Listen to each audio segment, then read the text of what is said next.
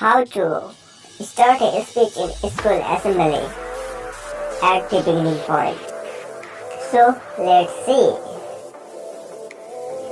To start with the greatest name of Almighty Allah, most gracious and merciful, whose bounties are unbounded, whose benevolence is everlasting, whose blessings are uncountable, whose being is eternal, whose mercy is unlimited, whose provisions are unending, and whose love is our life, whose worship is our faith. Good afternoon, evening, morning to all of you present here.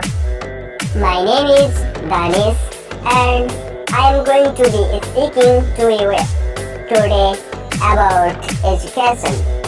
Next lines. Start with the greatest name of Almighty Allah, who created the universe, the sun, the moon, who runs the rivers, lakes, and who runs the cloud full of rain. We should be so proud when we shout into Him out loud, who sparks stars in the sky. Oh Allah, you helped us to pray 5 times. We ask you to protect us against the evils and crimes.